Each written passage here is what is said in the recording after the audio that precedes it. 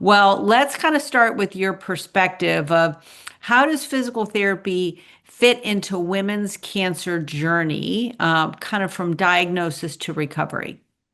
So it's a huge role, and it is a role that is under recognized. From the moment of diagnosis, PT can help prepare for body for surgery, chemotherapy, radiation by optimize strength, mobility, and breathing mechanics. So early education can also empower women to understand that to expect or how to minimize all these side effects. Treatment is really all depends what kind of treatment. So in breast cancer in particular, treatment starts from the time of diagnosis, right? So Hmm. usually we see the majority of our patients right within 2 weeks after diagnosis. So what are the side effects of chemotherapy? The main one that we see a lot is chemo-induced neuropathy, which for the audience means tingly sensation on the hands and feet. And what is that guy is gonna drop you to into increase your fall risk. So exercise is amazing for this. Actually, that's what the research shows. The research shows that the best way to fight cancer-related fatigue is 150 minutes of aerobic exercise a week, up Mm. to 3 times strength training. So again, it's a lot of things that happen after surgery, right? So the main thing is mobility of the shoulders. How can we really rebuild that ability to go back into your normal life as easy as fastening your bra or washing your hair or doing the day-to-day activities that you do? And how can we get you to that optimal function before you even start radiation, if that's the case? One of the things that I see happening a lot is pelvic health issues. The majority of breast cancer can be hormone positive. So with that,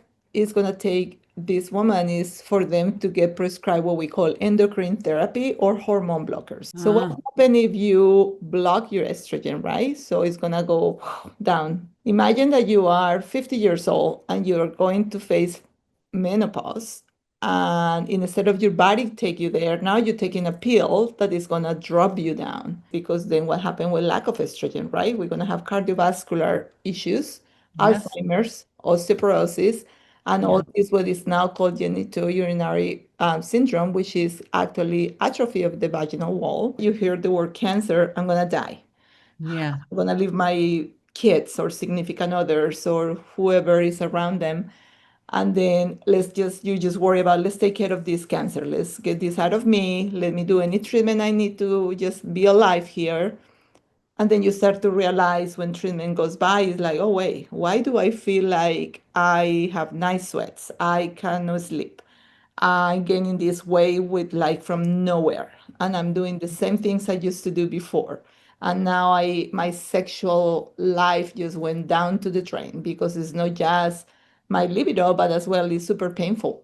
And I don't enjoy it anymore. I have nothing to do with that. Lymphedema is a chronic swelling that can develop in the arm, breast, chest wall, or hand after breast cancer treatment. Not everybody develop lymphedema, but the risk is a lifelong risk. What we want to try to really focus on is if we start with prevention, right? So I think the key is early detection, because if we can detect it early, definitely we can go back and get it back to normal. After you become fibrotic, meaning very hard tissue, you really cannot go back into normal. We used to think that patients in chemo, oh, don't do anything. You're going to feel really sick. Don't move. Well, guess what? Now is a lot of studies looking into tumor environment when they see that when you exercise prior to chemo or radiation in a high interval training, meaning like, you go 30 seconds up and then you go down Mm-hmm. 30 seconds up or however time you want to do. So we're going to get that peak heart rate.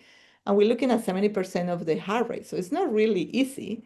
Mm. But what that's happening is two things: is increasing oxygenation into the cancer cells. So it's kind of enhance the chemotherapy and the radiation. So it's more effective.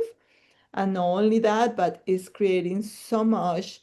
Like we just did a presentation for the medical oncologist last week, and we look into this paper looking into actually reducing the size of the tumor when you exercise versus when you're done. So which is Mm. like amazing. Interesting. And then Wow. how that can actually, if you have positive lymph nodes prior to surgery, can decrease the size where you don't have to have that many lymph nodes taken out, which is super great. That was another study they talk a lot in ASCO last year. ASCO is like this big a medical oncology conference that happen every year, like over 40,000 uh, Mm, people goes to that. And actually it's exciting that a medical oncologist present this trial on exercise in colorectal cancer.